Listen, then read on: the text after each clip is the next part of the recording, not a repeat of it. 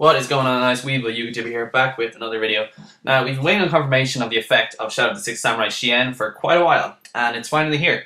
Sadly, it's not what any of us were expecting, though in a way, it kind of is. So far this month, we've gotten a mediocre gold series, purely for those who have shiny, though somewhat pointless re-releases, and the announcement that legendary Six Samurai Shien will be the super rare card included in the Ra Yellow Mega Pack Special Edition.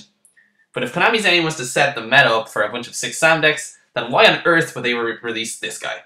But let's keep an open mind. Anyway, in this video I'll be reviewing the card in detail, assessing his potential, and whether he's worth main decking in your extra deck over other rank 4 XYZs.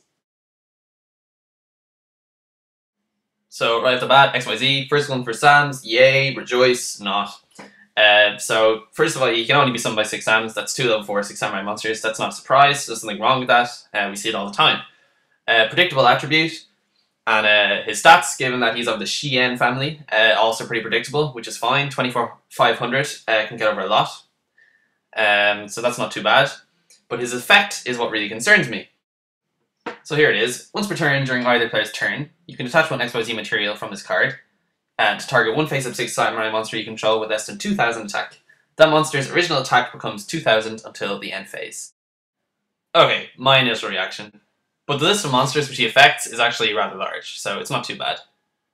So, we've got Kagemusha, Inishi, Kazan, Mizuho, Shinai, and that's not forgetting all the older Sams. And you got others like Elder, for example. But anyway, let's move on. So Shadow can provide a boost, more than likely in your opponent's turn, to protect your weaker beaters, perhaps Mizuho. This isn't that bad, since the likes of Thunder King and the Vanilla Dinos from Rabbit decks won't be able to get over them. If anything, it keeps the OTK potential alive. He's also quite easy to summon.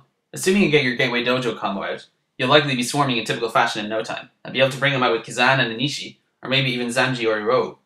But the question is, how often would you choose to do so over, say, a Blade Armor Ninja, which, although weaker, can push for an OTK, or even a Utopia, who provides better resistance against attacks? Thus, the focus shifts not to whether his effect is inherently good, but to whether or not you would choose it in a difficult situation over a host of others.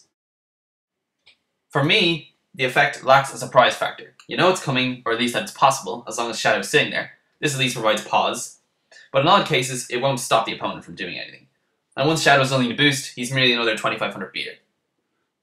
Secondly, unlike his counterpart Shien's, his effect has no immediate benefits, and only applies during the damage step. Hence why I prefer this guy. As an addendum to the previous statement, why on earth would you overlay a Kizan and a Nishi, both with great effects, in order to get this guy, if he has nothing to stop?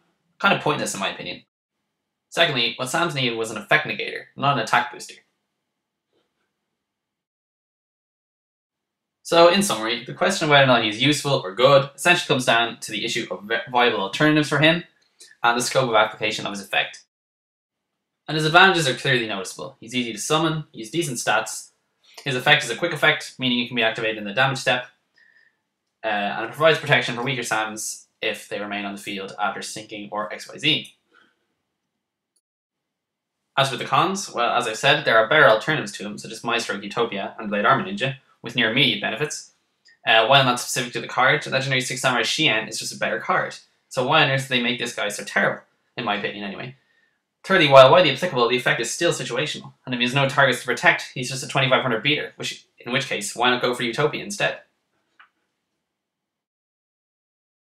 So maybe, given the amount of OP XYZs in the metagame right now, this guy's pretty balanced. I mean, we can never expect him to become the likes of Adulka. 6 Samurais will never get anything like that. At least I hope they don't. That'd be ridiculous.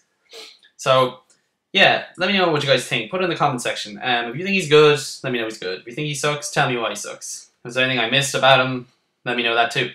I'm really interested to know what you guys think about this. Anyway, that's it for the video, guys. Thanks so much for watching. There's a couple other videos coming up soon, so keep an eye out for those. Alright, catch you later, guys. See ya.